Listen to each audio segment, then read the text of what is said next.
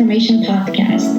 I'm your host, Simona Spark, and our mission is to build a future where no one needs to come out anymore.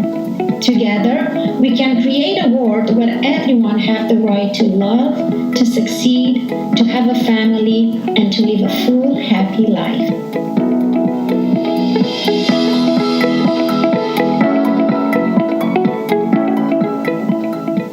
Welcome back, everyone. Our guest today is Dr. Betsy Cairo. I am so honored to have you here. Well, thanks for having me. As I have a whole page about your credentials and the works that you do, I just want to let our audience know that there is half of the alphabet after your name, and that says a lot. Dr. Betsy Cairo is a reproductive biologist teaching both graduate and undergraduate courses at University of Northern Colorado. She has worked in the field of reproductive medicine for over 25 years, founder of CryoGum Colorado, and with a passion for educating Colorado's youth. Because of this passion, Dr. Betsy Cairo formed Look Both Ways in 2006. And that is the part of your work that I personally follow because it's dedicated to the area of comprehensive sexuality education. Right. Plus 5 more paragraphs to go. Where'd you get all that information? I got it from the copy of your manuscript that you sent me. Oh! I got it from the source. Have you had a chance to look at it? Yes, I've been read it, and I just went through the first 2 chapters. Right, so the new copy will come out soon. Can't wait. There will be some things that are going to change in there, right? Language and such. We have so much to talk about this textbook. So exciting. And giving this full page of describing your work, what is it that you are working on these days? Or did I miss anything in introducing you? Well, I am retired from teaching at the university, and I still own the cryobank in Loveland. Okay. But mostly still have Look Both Ways, still working on getting comprehensive reproductive health education into the schools, working on the second edition of the textbook. Our goal is to do professional development for anybody working with kiddos. So, there's that. But yeah, basically it. I'm a board certified reproductive biologist and I'm a certified sexuality educator. So.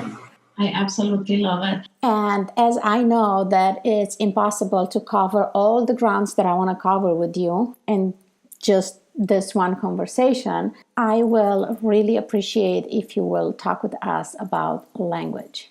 As in this podcast, Redefine Family in the Modern Age of LGBTQ, we challenge the rules about whatever norm tell us how a family should look like. And as we go, it seems more and more that the language needed to be adjusted. So I'm really curious, what is your opinion about it? Would you please speak to that? Well, I think, I think words matter, and I think it's important to understand that our words do have repercussions or impacts, even if we don't mean them to be offensive, they can be. And I think when we're talking about marginalized populations, when we're talking about people who feel different or don't behave in the mainstream, then they're often given an eye roll and a shrugged shoulder like, well, whatever. And people just sort of always refer to them as a whatever. And they're not whatevers. They're people, they have identities, they deserve the respect of the language. And I think a perfect example of this is I just did a professional development for a group of teachers in a school close to here. It's a middle school. And they have an 8th grader who's in transition.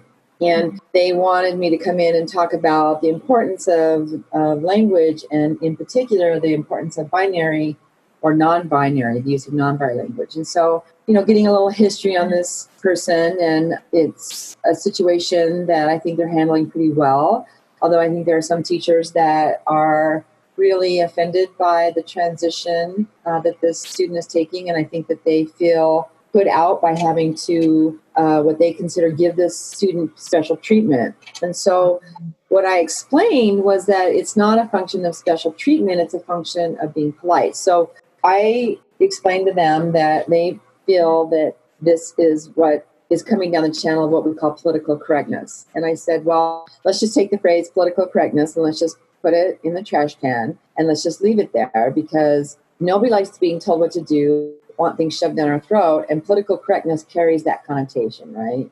Right. So let's just take the word political correctness and let's throw it away and let's substitute the word polite. And let's just say, let's be polite. And I, like when you introduced me today, you use my name, you use my pronouns, and I appreciated that. And had you said, this is Betsy, and he's going to speak today on the importance of words, and I said to you, well, actually, my pronouns are she, her, hers. And you said, well, whatever. And then you went back and you said, and he's going to really hit home the importance of words.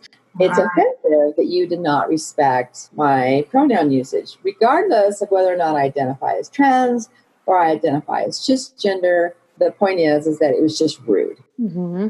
I explained that to the teachers. Just look at it as a function of not being polite and not a function of being politically correct. Because it's not there's no politics in somebody's identity. It's just a function of being polite. And that's why words matter. Mm-hmm.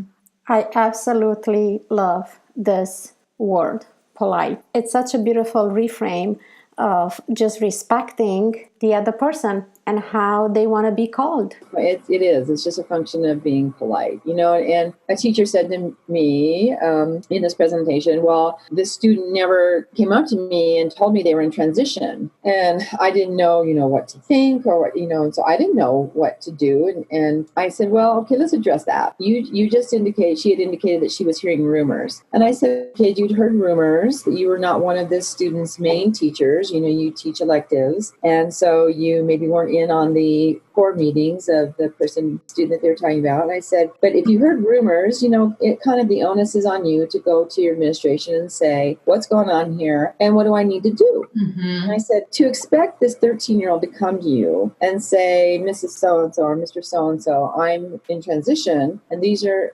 my pronouns and this is my name, is a really tall order for a 13-year-old. I said, I know adults who would have trouble with that. And I said, so it really wasn't their position to make sure that you felt non-slighted or informed. It was really administration's and faculty's responsibility to take the high road on that one. Yeah. And, she was okay with that. I mean, she wasn't real thrilled with that response, but I think she got the message. And then, another teacher was like, well, I think I go overboard in trying to be inclusive. And I said, well, that can happen, right? Mm-hmm. She was referring to a group of students that this student hadn't been sitting in. And she goes, ladies, we need to listen. And this student who's in transition, and they're transitioning from female to male, was in that group. And she goes, and I caught myself and I realized that he was in that group and I just moved on, because prior to that, I'd made mistakes and I caught myself and apologized. But in this situation, I just moved on. And they said, that's fine. Mm-hmm. I said, but let's roll this back to the concept of ladies.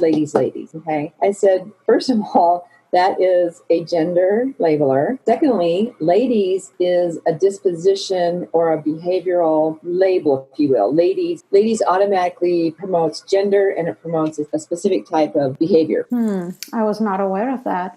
Cross your legs, don't speak loudly, never use foul language, right? And I said, but mostly it speaks to the gender binary. So change it up and don't, or gents, or you guys. Say things like, hey, everybody, hey, peeps, hey, students, hey, y'all, eyes up here, I love that. That makes so much sense. I never thought about it being gender specific. So thank you for offering us this inclusive language. Right. So let's use different words. It's really easy to do. And then I just gave examples of how we use different words. We don't say waiter or waitress. We say server. We don't say stewardess. We say flight attendant, right? Right. I didn't even realize that one. Right? So there are a lot of ways we've already broken the gender barrier with words that we're comfortable with. So in fact, we're making your life easier because we're telling you to take words out of your vocabulary, right? And just treat everybody neutral. And then I just said, and if you're not comfortable, if you can't remember their pronouns, use the word they. We can use they in the singular, or call them by their name. It's pretty simple, right? Yes, it is. Where words really, really, really matter. I just love this new reframe of being simple. Now, while it might not be easy to readjust our vocabulary and our word, the fact remains that it's simple and it's nothing complicated about it. Right. And sometimes it's put so much effort into showing up as inclusive. And the language that we use, even in schools or in a workplace, it just makes one feel, as I like to say, a acceptable exception. I'm an afterthought. Right, an afterthought. Right, because in the teacher making an effort, so kudos to that, right, is caught, as we all are, in this world of heterosexual bias, or what we call heteronormative or heterosexism. And the concept behind that is that anything other than heterosexual is outside the realm, so it becomes marginalized. And it is not a majority, and therefore we don't need to include it. It just is a vernacular that is not present when we talk outside of the heteronormative, right? And so what we have to try to remember, especially as educators, is that if we're talking about sexual activity or relationships or crushes or flirtations, it doesn't matter what the anatomy is of the two people engaging in that. Often the behavior is typical or textbook or common, right? It's just two people interacting on a sexual level. We don't have to assign gender to it. We certainly don't have to assign sexual identity to it. And so, but we have to, as a society, become aware of that. And then we have to become used to, comfortable with, and consistent in that approach. Now, there are times when I will speak in the heterosexual bias and I will qualify it. You know, I will say, like, for instance, if I were lecturing on people having trouble getting pregnant, and I refer to certain standards or certain timeframes that we talk about with respect to heterosexual behavior, right? So men having sex with women and they're attempting pregnancy, I have to speak in that heterosexual bias, because I have to say people who are engaging in heterosexual activity that don't achieve pregnancy within a year, a certain age range, need to seek help. People who are 35 or older should only try unprotected sex for 6 months. I'm speaking in a heterosexual avenue, right? Because two men having sex is not going to result in a pregnancy ever, and two women having sex is not going to result in a pregnancy. So I always qualify when I'm speaking in that bias. But then I go on to say, that's not to say that two men having a relationship or two women having a relationship don't want children or can't be parents. They just have to go about it a different way. And then we talk about all the ways there are to make a family. Right. But I always qualify if I'm going to speak in that heterosexual bias. When we're using statistics, sometimes we can only speak to the heterosexual data because we don't have any other data. So I just qualify where I'm coming from so that I understand that it may seem like I'm being non-inclusive, but I don't have any other data, so I have to extrapolate, right? So I think it's not to say that we always have to speak in the non-binary. I think we just always have to qualify how we're speaking, and then also to know our audience. And speaking about audience, when I'm thinking of LGBTQ community, every time I'm using this word, there is a separation coming with it, like a distinction. So while I'm doing the work of inclusion and made everyone feel included, I just wonder what will be a better language for this. Well, I don't know if right now there is a better language for that. And I'm not sure that right now it's a bad thing to qualify it. I think what's important to understand is that when we talk about it and we bring awareness to it, maybe eventually then it will become a non-issue just over time because it becomes a vernacular, right?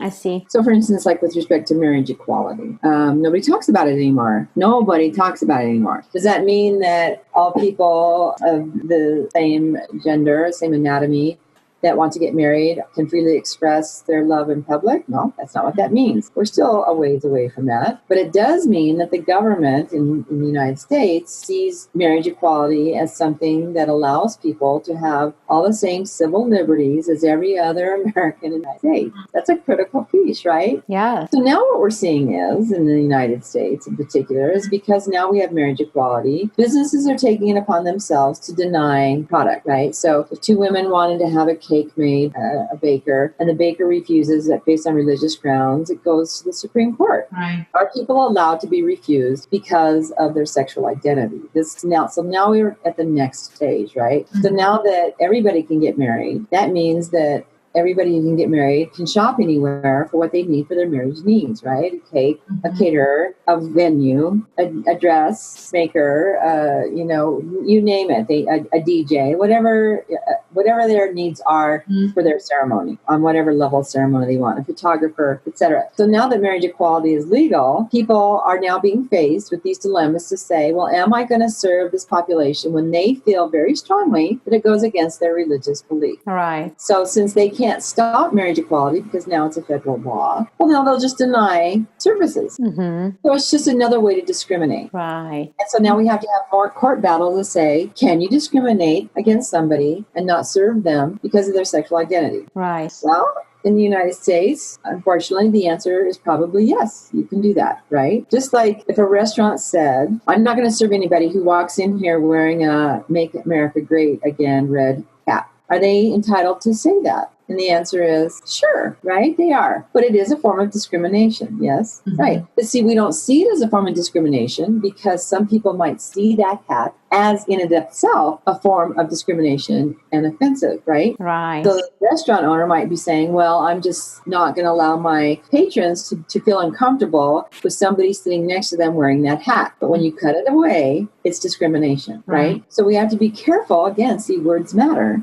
So we have to be careful about using the word discrimination because sometimes we only feel that it's discrimination when it's violating a system or a belief that we believe in. Yes. And it's not discrimination when it's not doing that. Yes. But there are two sides to every street, right? Absolutely. Look both ways, right? So, and I always told my students, you may be speaking with somebody and you may not agree with them, but what I really encourage you to do is to walk across the street and turn around and look at their view and see what they see. You still don't have to agree with it, but at least you made an attempt to see their view. Wow. I love that. Another simple tool to help us have compassion and try to see from the other person's perspective. So yeah, it's, you may turn around and see their view as being homophobic. And you're going to go, I see what you see. I understand where you're coming from, but I don't agree with it. And I think it's oppressive. And that's okay. And do I think people should be allowed to be oppressive? I don't. Do I think people should be allowed to be violent because of, I do not. Right. I don't. And so to answer your question, should we stop using LGBTQ? I think eventually we will. But I think right now we have to keep talking about it so that the marginalized populations become mainstream. And the only way they're going to become mainstream is for the majority to keep talking about the minority. But talking about it to bring awareness and keep speaking up until become normalized, however long that might take. Yes. Yeah. We'll just find something else to separate us. Yeah, isn't that true? I mean, just looking at history, we are some strange creatures. We humans, right? How many things were out there that separate us, and then in time we figure out how to come together. Yeah, we'll pick on everybody. You give us enough time and we will. Yes. And that's why taking it all the way back to the beginning of this is that words matter. And we have to decide if, especially in this age of everything being recorded, everything, in the digital age, nothing goes away. I think we have to decide when we're speaking, there's no taking back, right? You say, oh, I misspoke, or, I didn't mean it. Well, unfortunately, society is not forgiving, and they're not gonna let you slide on the littlest of things, because we really have come, I think, to a place in society where we look at everybody under a microscope, right? And we're not very forgiving. We don't let anybody slip. Everybody has to be perfect. And that's asking a lot. One of my teachers in this professional development, they said, well, what happens if I use the wrong pronoun? I go, correct it. Like my son says, the 3F, budget, fix it, forget it, move on. And that's all you can do is just say, oh, I'm sorry. I didn't mean, give me a minute here, and then move on, but don't make a big deal out of it. Don't draw extreme attention to it. Just move on. Yes. And of course, I noticed that you say, I'm sorry, which take us back to the function of being polite. I just love it. It's so simple and it's such a beautiful reframe. I will use it for the rest of my life. May I? Can I? Of course. Just keep it simple, apologize, move on. Don't put a magnifier on it and make a big deal about it. Right. In my folks' day, they said, if you couldn't say anything nice, don't say anything at all. And in this day and age, people say, well, then that's being complicit. I think there's a difference between being complicit and being polite. Complicit to me is you see an incredible wrongdoing and you don't speak up. That's different. Yeah. Right. Being polite is, it's not the time or the place. There's always a time and a place. There's a time to pick your battles and there's a time to not, right? So we just have to it really truly is a pick your battles kind of thing, right? Mm-hmm. Is this the time and a place to engage in this conversation or do I just let it go? Right. I just love how you make everything so simple. Everything sounds so simple to do.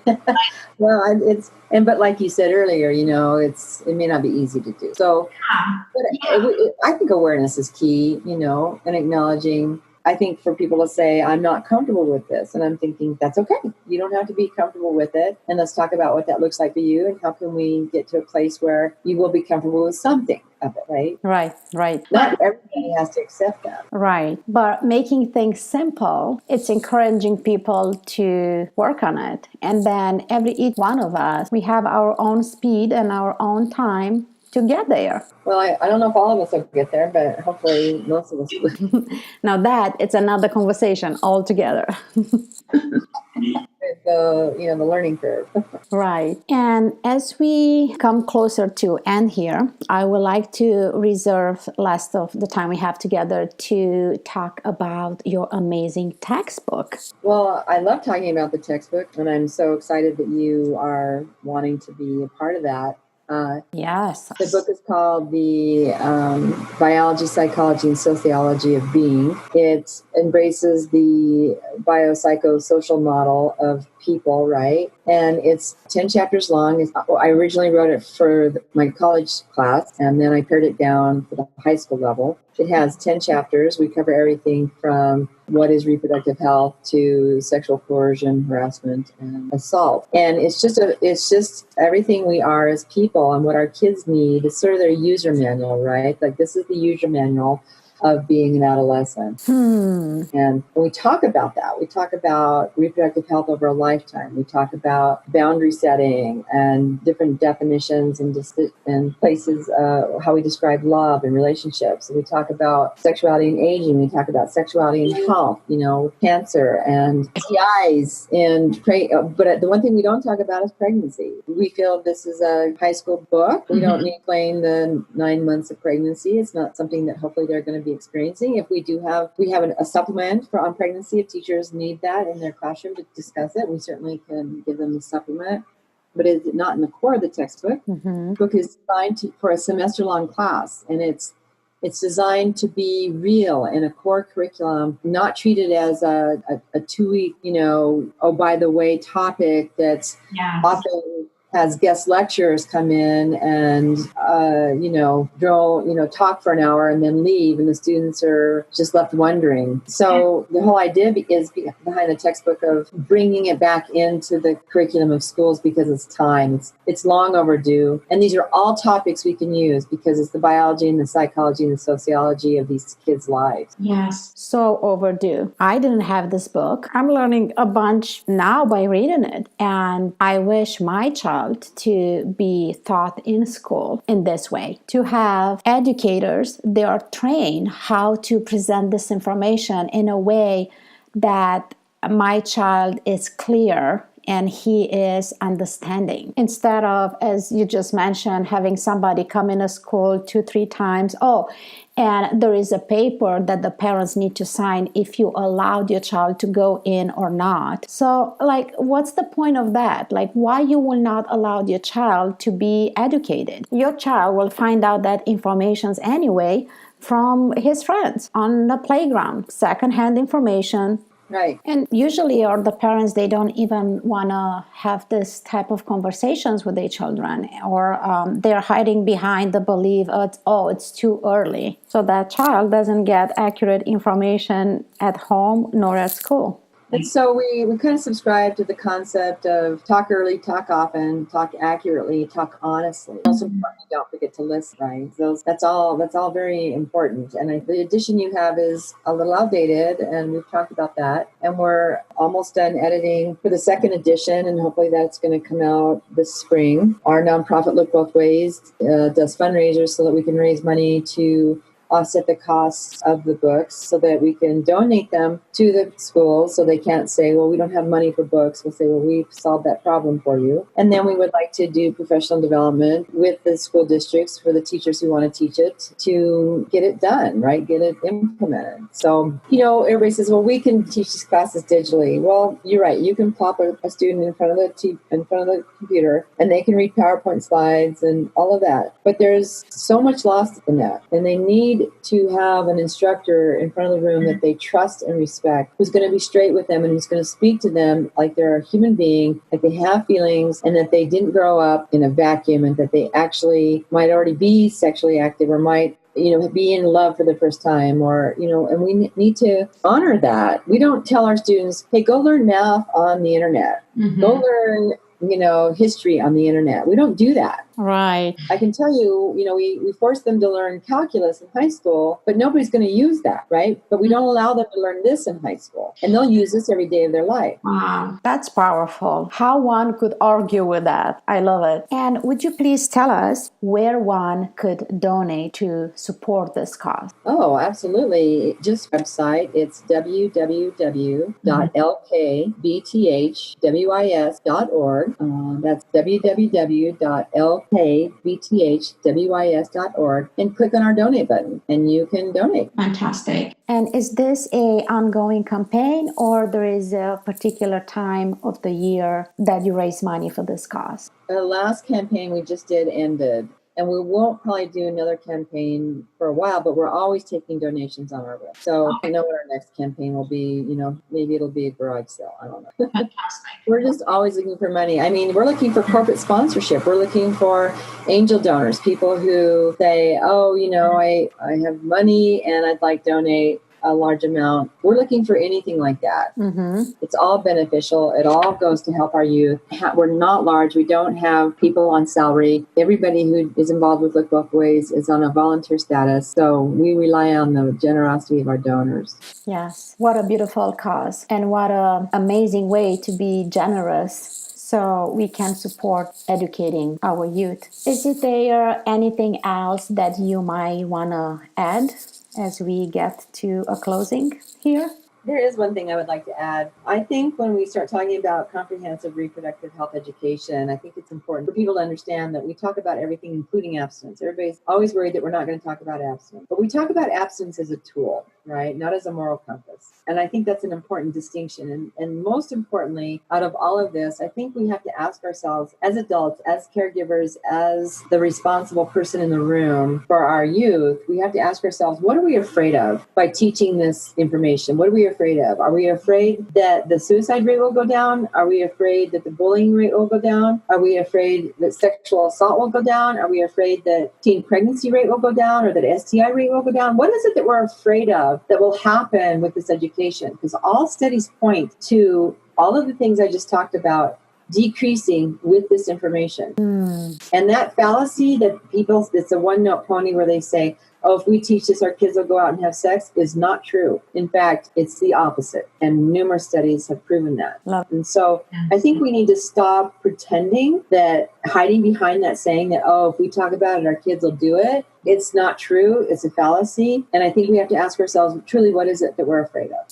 Powerful question. Because if those are the things we're afraid of, then there's really something seriously wrong, right, with our compass. So that's what I want to leave you with. So powerful. Thank you so much. And I really want to invite parents to allow their children to get educated, because we do want them to make an educated decision in different circumstances in their life, right? Of course. So it's just common sense. Exactly sure how you can make an educated decision when you have no education around the topic, right? Exactly. And then we want our kids to be accountable, but we don't give them any information so that they can pick their own adventure and figure out how to be accountable, right? Isn't that true? So I think that all of those are important and sincere distinctions that as adults we have to figure out. Remember, okay, now here we are full circle. Words matter. You don't get to say, hey, you have to be accountable, but I'm not going to give you any tools to do that with.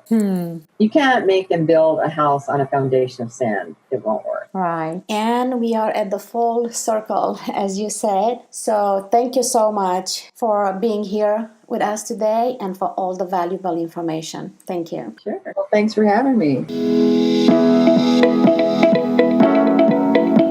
Thank you for tuning in to Redefine Family, a Spark Transformation podcast. Feel free to share your story, knowing that your story could change someone's life. We invite you to spread the love by sharing our message with others. And leave your comments at spark@redefinefamily.com. Until next time, remember that you are the spark in your life. Just shine